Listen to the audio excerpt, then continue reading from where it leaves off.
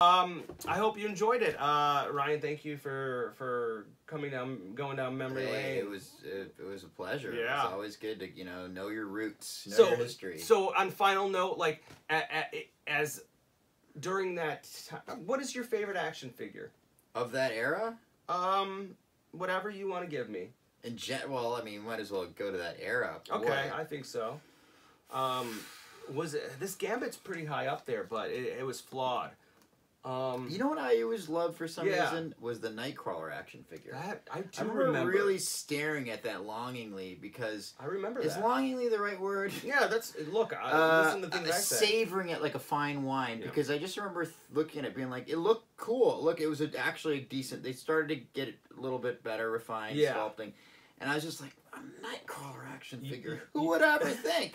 His color palette's pretty cool. Color palettes. The one problem with that figure was, for his action feature, he had suction cups, and they put one right on his knee. Yeah. And that always distracted me, was the suction cup on the knee. Yeah. It just was bad placement. It was like, that was when the action feature took over the actual sculpting and ruined it. Secondary. But I do agree. I like that Nightcrawler. It was definitely one of the better early Toy Biz sculpts. Yeah, okay, then I wasn't crazy. No. I remember I remember you always being a big fan of that figure. Okay, good. Sorry, this is a little bonus answer to your question you didn't ask. But the toy line I'm always think about being most fascinated with from the 90s, and I sent you a picture from Comic-Con, which I think was one of only hardly any pictures I sent you. So this jumped out at me.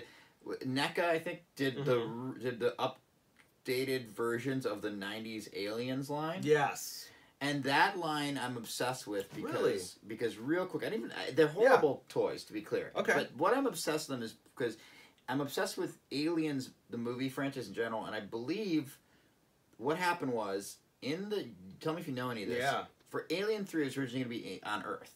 And I think it was going to involve hybridization of aliens and different animals. And so I think there's a script, I think might have been the one that William Gibson wrote or somebody like that wrote, and that they're going to do. And in fact, they have that preview you can watch online, and you can cut into this video, where it shows the egg breaking in front of Earth. Like, that's how far into the planet was. They actually did a preview pitching aliens come to Earth, and then they totally scrapped it, and there's the David Fincher version. Right. So I think that when they made those toys, they're based on that concept. So all those aliens with like scorpion alien and cow alien and wolf alien and spider, whatever ones, I think that's based on the original version and kind of made really cheesy and probably not what they would have done in the movie. But I would have to look into that. I never even put that together. Yeah. I just thought that the period between the toys and Alien 3 is so far in between that wouldn't have been the case. But I guess they could have had concept sketches that they just said, fuck it, let's do it. I mean, even if that was like I said, they did the preview, the teaser, so they were clearly marketing and planning on some level. Yeah. And so, I don't know how early they talked to, who did those? Kenner? Kenner, yeah. How early they talked to Kenner about, hey, this is the concept of the Alien movie. By the way, way more marketable than the Alien 3 movie that actually came out. Yes. Ooh, bald prisoner character. Yeah. With that said, though, I think, I don't like the way the Alien 3 came out, but I think the concept of a whole bunch, I don't know, man. If they would have looked like those action figures, it sounds like it would be taking it a turn in a way cheesier way. I'm not saying that. No. Once again, that was still the 90s vacation of the Alien franchise with the colorful. Even because they made the aliens characters, right? They have yes, they have a pwn and Bishop has a metal cyborg. Exactly. They look ridiculous. They ridiculous. And I'm not saying I don't appreciate. But I'm saying the idea, and once again, it was also watered down because in Alien 3 they have the dog alien, so they still deal with the concept of what happens when an alien comes out of a different creature, a different species as a human. It's the dog alien in 3. But I'm saying, I think the whole movie was going to be nothing but hybrid animals. And I don't know at what point it changed, but I love the fact that there's a toy line representing that. I loved that toy line when it came out. I don't know. I look back at that fondly as being one of the last great Kenner toy lines. Because in my opinion, Kenner always ruled my childhood. Hasbro was a close second. But Kenner, I always thought, made the best sculpts of any figure. That's just for sure. Kenner did Superpowers. Those are beautiful. To this day, still my favorite. Absolutely. Star Wars, of course. They did a lot of weird stuff like Chuck Norris but they were just really well sculpted. Yeah. Like Sky Commanders. I don't know if that's really digging too deep. But that was like an original one. Yeah. But I just thought just like, ooh, anything. Yeah, Centrans. Like their sculpts were so well done. Yeah. And they used such good plastics. And I always remember noticing that as a kid. But they always lacked articulation. But I was okay with the lack of articulation in replacement for sculpt. Good vehicles and play sets absolutely. and all that. But today that's unacceptable. Like if something doesn't have a high level of articulation, it's absolutely unacceptable. Even in like first of all, here's a question: is there still a toy market where kids just go and buy these action figures? Or is it almost all collectors? It's very shrunken down. Like kids don't need action figures to stimulate their imagination because they do have video games and they do have the iPad. And I'm not saying, oh, when I was a kid, it was great, but the need for action figures is pretty non-existent. My kids, for example, I don't think my son or daughter would go into the store and like have a $10, $15 budget and buy an action figure with that. It just wouldn't happen. There's so many other things they would much rather have. And even as a toy collector, like they come downstairs and I don't know that they really appreciate it, but it could be that they're inundated with it. Like it is, like this room is a bit much. Well, by the way, I would say that there's something that the era of toy manufacturing, in an era where no one was conscious of the collector's value, there's something pure about it. Like these like superpowers were made just for kids to play with. Absolutely. That's it. Yet they have the beauty of a collectible figure. Absolutely. And so now when I see toys that I'm like, they're beautiful, but they're clearly just made for collectors. I don't know. That's why I like the era of like toys that were made for kids to play with, but they just happen to be beautiful pieces of. That's an excellent point. Like now action figures are made to almost like there's a lot of action figures that are made to replicate the innocence or the past. Like for example, like Target just got those Mego figures in, and they're trying to now. I did have like 2 or 3 Megos as a kid, but that was a little bit before my time. But I do remember them. But like that's a whole play on nostalgia right there. Of course. But you're right. Like something like Superpowers were just beautifully done. Yeah. And they're better than, sculpting wise, in my opinion, are better than a lot of action figures on the market now. Yeah. And they took pride in that. Yeah. And they intentionally, like the sculptor or the people involved, intentionally said, we're going to make a nice looking product. Yeah. And not because a collector, an adult, demanded it, but because that's what they expected a kid to demand. But it's funny to think about these back to these X-Men or Marvel Toy Biz toys. I remember thinking, I did think as a kid, go, the fuck, Superpowers did this great. Absolutely. Why can't they get their shit together? Absolutely. I was like giving them a pass a moment ago, and I was like, no, now I think about it. They were inferior to what came before them. Yeah. But I think it's the point that you made where we were getting the most strange and unexpected characters that made us accept it. Yeah. The sculpting was not as superior, but the fact that we were getting an Apocalypse action figure, it sort of made up for it, I guess, or at least allowed us to collect it. Didn't we get we got like Bishop. We got Bishop. Like Bishop was like a year into his creation, and we got an action figure of Bishop. I was gonna say though, we got like a Steppenwolf action figure for Superpowers. But that was the tie-in with the Superpowers comic book. Of taking Jack Kirby characters. And, like, did you know who Steppenwolf was before you had his superpower? No, hell no. You remember Tyre? You had Tyre.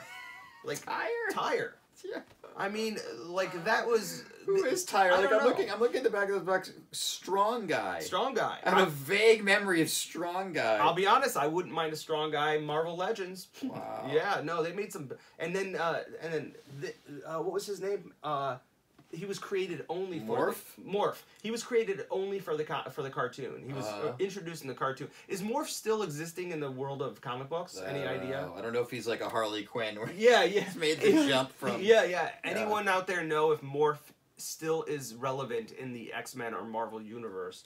But he was created specifically for. There's a lot of characters I have. Richter. Oh, I remember. Oh, Richter. Richter was in the Logan movie. Really? Yeah. In the Logan movie? Yes. Yes. What did he play? The young male lead, probably. Was it? Oh, no! He was in Deadpool. The Deadpool 2? Yeah, Deadpool 2. Uh-huh. He was the big guy. The big guy. I think, yeah, the big kid. The fat kid. The main kid? Yeah. I thought that kid had fire powers. Yeah, that's what Richter has. Really? I might be wrong, but I think it is Richter. Okay. Yeah. So Richter and Pyro are just the same character. Maybe. You know, by the way, from a certain point of view, that's the thing.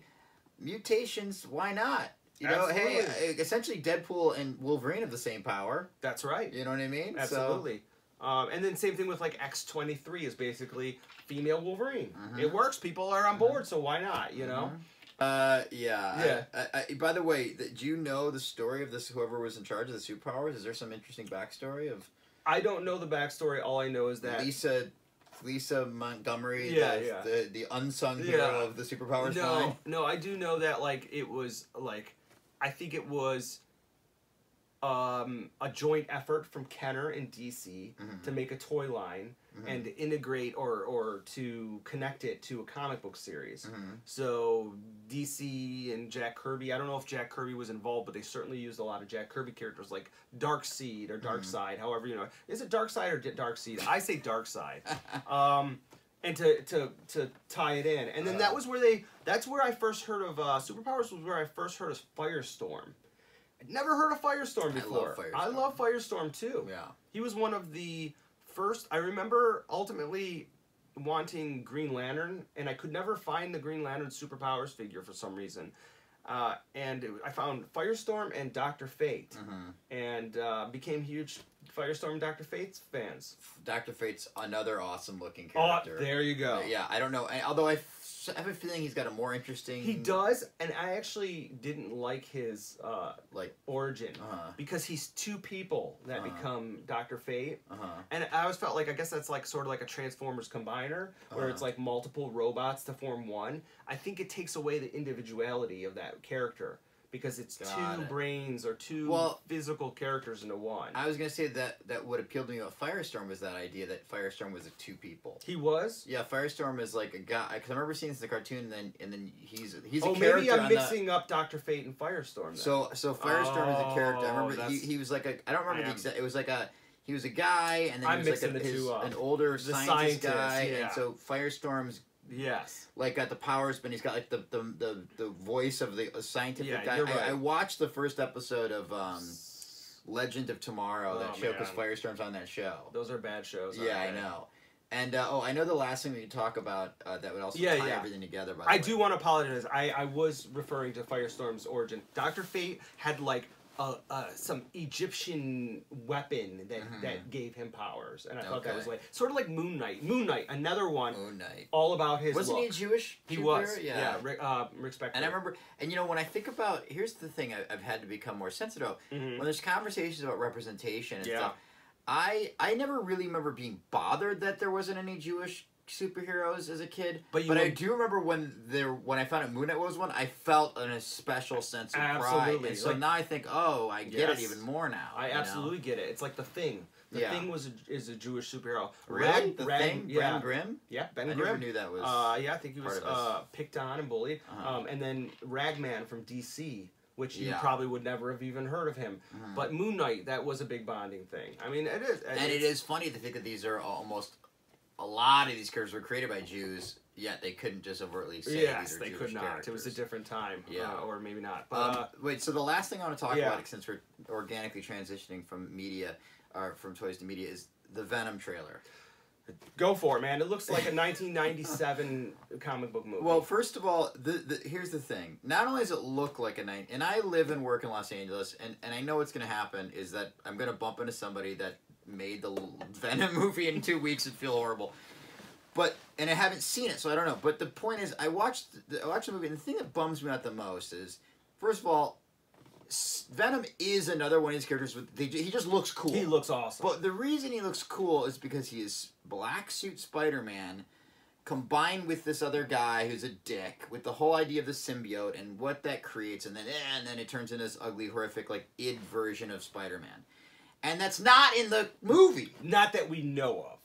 Well, in the preview, you don't see the white Well, I agree. Like spider symbol, which is so important to that's on. It is. He's got like veins. No, I agree. Where is it? I This toy. I mean, look at this. I agree with you. Like the thing is about Venom is that Venom mutated from one of the coolest looking Spider-Man costumes, in my opinion. It was the black and white costume was so cool as a kid, and I remember his introduction was in Secret Wars.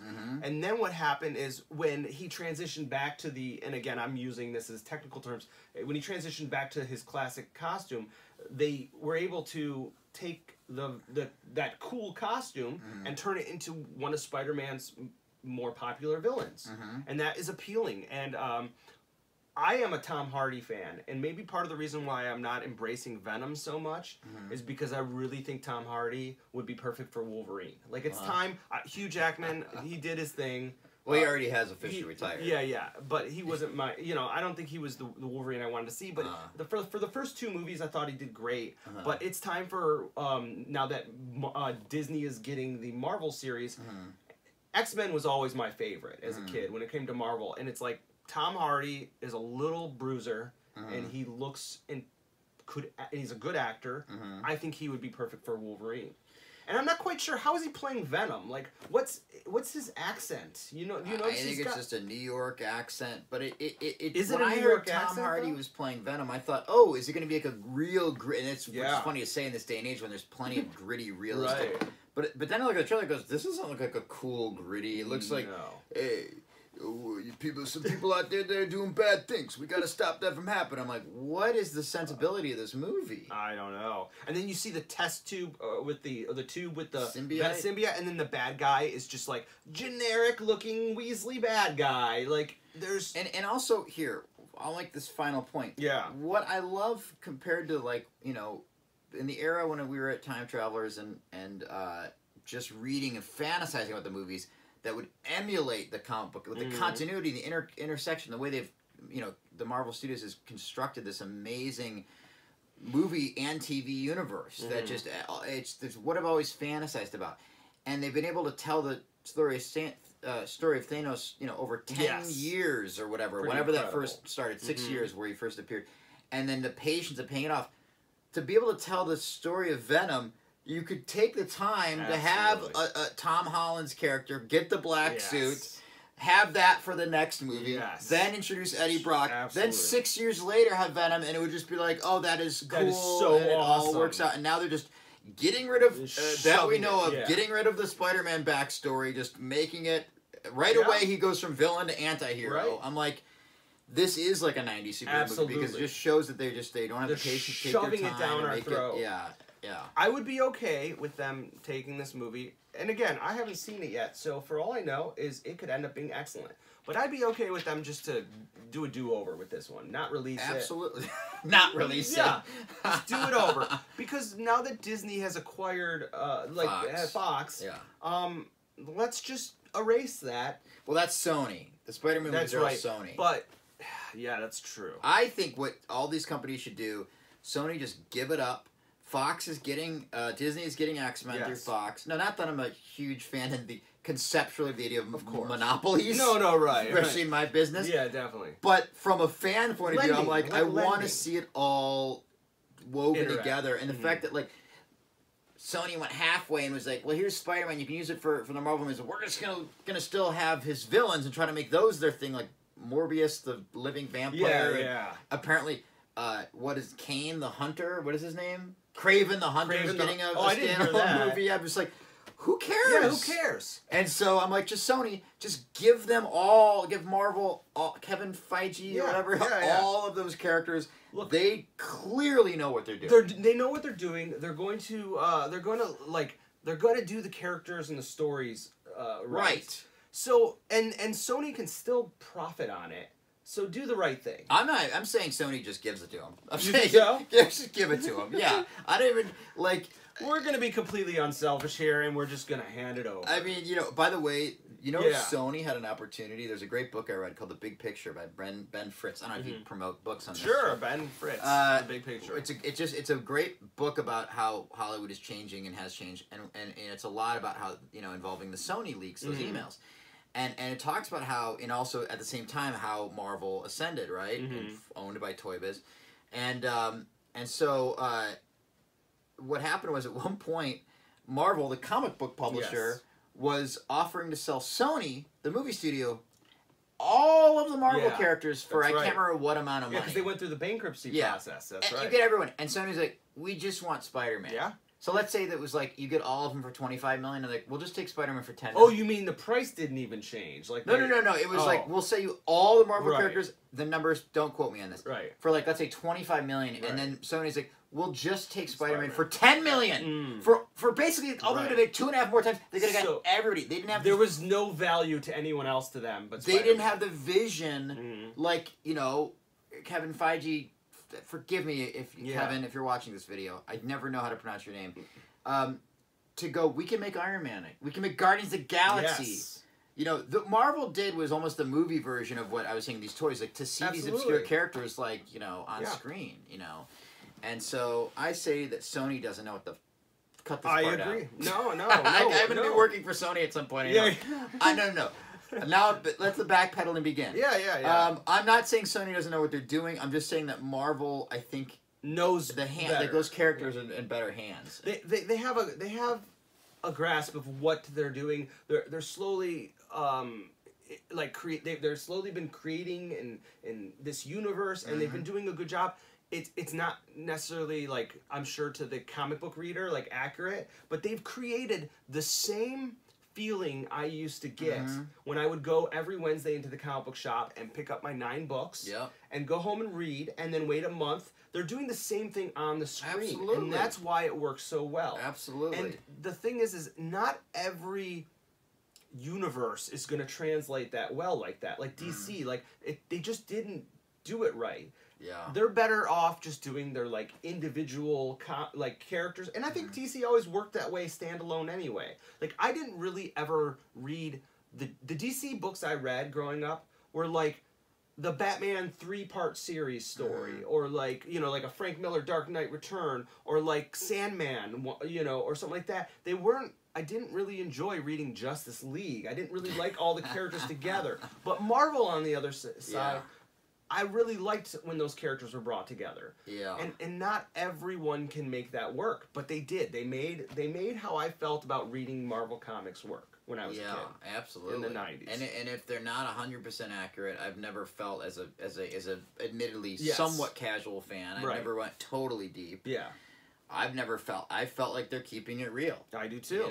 And that really is, there's something about the idea that you don't have to make the there's nothing more obvious than the Deadpool depicted in Wolverine. Yeah, Origins. Oh, like, man, that was...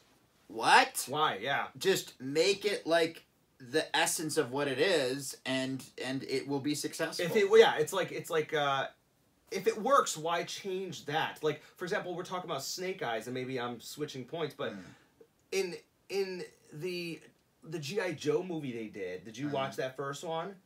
No, I watched the second one. Yeah, okay. Well, in the first one, they took all the elements of what worked for G.I. Joe, even at a 10-year-old level, and they took that out. Yeah. And they messed around with that. Like, Cobra Commander worked as a terrorist, as of the organization, and instead of keeping it that way, they wanted to rewrite what worked. Yeah. Just make it straight up Cobra. Have Cobra Commander with that thing. They did something with Joseph Gordon-Levitt. Yeah, they made him a scientist. I don't understand. It was nonsense. Yeah, and final point. Although I've said that now 3 times. Yes, this is definitely a 2-parter. Great, because I think there's a clean divide. Yeah, I think so. When I started stumbling. What do you think of the idea of the shared universe they're going to try to do with all these toy properties under Hasbro? You know Awful. about this? Awful. I'll tell you why. Now you got me going. And I have to pee. Look, I like G.I. Joe. I like Mask. I like Transformers. I even sort of like Visionaries for what they are. But I don't know why they're pushing Visionaries. There's no market. Yeah, there's nothing. No one's been demanding an extended Visionaries universe. What are they? Weren't they just holograms? Yeah. And I liked Visionary toys just fine. Yeah. But I got my 10 Visionary figures. Yeah. I'm good. Yeah. I'm good for life. And then but so they all work well on their own. I don't know why combining them is going to improve the product. Like, standalone Mask movie would be fine. There's enough character there. There's enough concept. Yeah. Transforming vehicles, the battle, like international, like saving the world. There's enough there. Yeah. That it could work successfully on its own. Yeah. G.I. Joe, definitely. There's enough story there to tell it on its own. What was the other one? I said G.I. Joe, Transformers, Visionaries, Mask. Right, Transformers. It works well on its own. Like, I mean, they didn't do a very good job, but like the concept of the story, there's enough there that there's no need to combine them. Yeah. Like, they don't feel confident enough that they can tell a good story or that enough people will go see it, that they're just trying to mash shit together in hopes that something sticks. If there's a teaser at the end of the Bumblebee movie that's coming out for The Mask. Yeah. Then people go like, "Oh, I like the Bumblebee movie. I'm gonna." Right. But the craziest thing, to bring it really full circle, is that these are movies that are based on toy lines in a world where, like you said, kids don't really buy toys anymore. That's right. So who are these movies really for? That's true. I guess they're just for people like us who remember them as kids. They're for 41-year-old dudes who played with them, you know? And look, I think that you could tell a good He-Man movie or something, or a Mask movie. For sure. But the thing is stick to what we were liking, first of all. What attracted us to the characters? What brought us to that universe?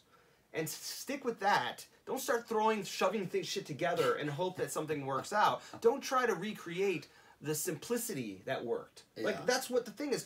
Sometimes they try to overcomplicate things. Of course, and I would think, like with Transformium. Well, you didn't need Transformium. I don't even know what that is. It was like something in the Transformers. Like the Transformium was adding a new layer that just didn't need to be added. Well, there was enough there. There's a weird balance that Hollywood is always trying to figure out, where they're like taking things that are inherently goofy, and everything in your room is goofy on a.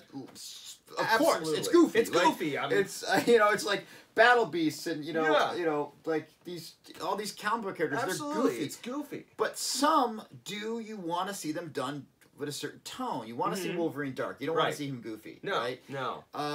And it's all about figuring out the tone. Right. It's like when you try to make certain things too dark and gritty and serious. Like, I don't want to see Superman too dark and gritty. But I mean, I would understand that more than like if they try to do Mask, dark and gritty and serious, or even G.I. Joe. No, I actually really want to see G.I. Joe. Or He-Man. God forbid they should make He-Man as colorful as the cartoon. I disagree.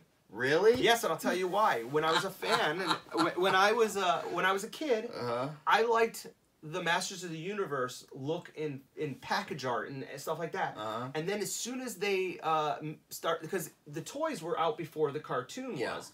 When I saw the cartoon and I started seeing like characters like Orko and Prince Adam, like where he's like, "Oh, I'm a goofy dude, but when I hold my sword, I turn into this badass dude." Like, I thought that was cheesy. I liked the very like gritty, dark fantasy, Frank Frazetta looking Boris Vallejo like fantasy look. Okay, so you didn't like the cartoon. I did not like the cartoon. Okay, interesting. I thought it cheesed it up a lot. Yeah. And that's the same thing with G.I. Joe. Like, I would actually really like to see, if you look at the layers of G.I. Joe, and maybe I'm wrong, but when I look at the layers of G.I. Joe, like, I always thought Cobra was this, like, evil terrorist organization, and they were going to destroy America, and, like, we needed the toughest and most badass and specialized force to stop this guy. Like, when I always thought of Cobra Commander, I thought of him at a podium, or like a Hitler. Yeah. Like, that's how I thought of him. He had this creepy blue hood. And that's how I wanted it to be approached. Yeah. So maybe I'm in the minority there. But with that said, I do understand what you mean. Like, you're not going to make a dark... Like, there's no need to make a dark... I don't know. I can't think of a specific character on top of my head. But there, like, some things shouldn't be altered. Yes. I mean, tonally. Totally. Visionaries, by the way, go either way. I don't care. Yeah, I don't care. Yeah, do whatever you got to do with Visionaries. But He-Man. So you're saying you don't want Skeletor to be a bumbling fool? You want him to be I want him to be serious, intense. Skull. What about Beastman and Mossman and Same Bumblebee? thing. I hated Trapjaw. Beastman was a dumbass in the cartoon. I liked when I remember my little brother got a Beastman and he was like a scary Beastman. Like, that's what I wanted to see. Okay. I don't like the bumbling. I guess idiots. In my mind the show is so show is so prevalent. Yeah. I get it. Like, I I communicate with a lot of fans of Transformers, and they really identify with the look of Transformers cartoon, where I identify with the look of the toys, and that seems to be a common, I don't want to say argument, but like point of view, and like not one is right over the other, but that's how I feel about He-Man. Like I definitely like the more realistic look of like where they look like fantasy magazine paintings. And also, you're saying, to be clear, no Prince Adam. No Prince Adam. But there's no way they could get away with that now, because Prince Adam is as much He-Man as He-Man is Prince Adam. Like, you know what I mean? Like they are now intertwined. Like maybe you could get away with no Orko, maybe, but you couldn't get away with no Prince Adam.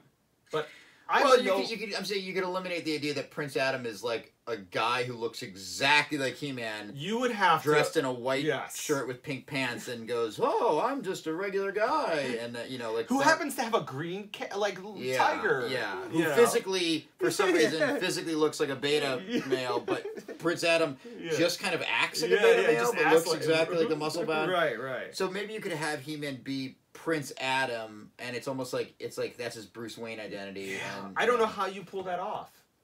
Like in the 2002 version of He-Man, the way they pulled it off is that Prince Adam was like a teenager, and when he used the sword, he transformed into the alpha male, like Shazam. Yes, like Shazam. Which, by the way, I think that movie looks good. But yes, but I don't know that I want to see that. So why don't we just eliminate Prince Adam altogether? Hey man, I think that as far as He-Man goes, you could get away with a lot. I think you could too. Just don't try to make it look too cool. I agree. Just don't go full Randy on this. It's still fucking He-Man. That's true. Yeah. You sounded like a good Skeletor there. Hey, listen. If you're looking to cast, get Frank Langella back as the body, and Frank Langella looked great as Skeletor. Actually, I like that movie. I like. Wow. Yeah, I do, but not as a He-Man movie. I just like it on its own. Yeah, I think it wasn't the He-Man movie I wanted to see, but it looks great. Just going through He-Man and be like, who are these characters? Yeah. What is Billy Barty's character? Yeah. I guess he's supposed to be Orko, but he's not Orko. That's another example of having decent source material and just saying, let's move that aside and start all over. Yeah. With that said, have you ever seen the documentary on the Canon films? Yes. That explains it. Yeah, explains it all. Everything. But as a kid, I didn't understand. Like, why do we have Billy Barty or whatever his name is instead of Orko? Like, it seems like that could have gone. I mean, I guess from a digital effects point of view, you couldn't have really pulled off Orko. Really? Or effects point of view, I don't know, because there wasn't like a hat and cape. But I'm saying he wouldn't have really been floating around necessarily. I don't know. Ghostbusters, they did the librarian ghost and Slimer. All right, I think that was 3 years earlier. Yeah, the technology was there, man. But also, wasn't Skeletor's like villains like not anyone that there was no Trapjaw Beastman? No, there's a Beastman, but he didn't look like Beastman. But other than that, they like introduced like all new villains. Yeah, like, they're like Blade and like it was like we had a pool of these wonderful, amazing characters. Iconic to a degree. Yeah. Iconic to a degree. These great character designs. Yeah. And we're gonna push those aside and create Blade. I don't know. So wow, Hollywood has finally learned its lesson. Have they really though? The Marvel movies, I just said. That's true. Yeah, that's most of these movies. I don't know though, but I mean, I still look at you're right, but you're also talking about Hasbro wanting to combine all these together. We'll see what happens. Like, we'll see what happens. Look, I think Rom the Space Knight looks badass. I just don't know where Rom the Space Knight fits in with G.I. Joe. Is that part of it too? Yeah. It's like they're literally pulling out whatever little pieces they have and hoping that they can do something with it. Look, Rom is a perfect example of characters that you specify just look so cool that nothing else matters. Yeah. I'm cool with that. But I just don't know where he fits in with G.I. Joe, where he fits in with Transformers, where he fits in with Mask. He doesn't. So just don't. You got me all riled up. Hey, listen, what else is the point of this? There is getting riled up about this subject. Yeah, absolutely. Yeah. Well, thank you, Ryan. I appreciate you joining me. Absolutely. Until next time, Nerd out! I did it. You did it.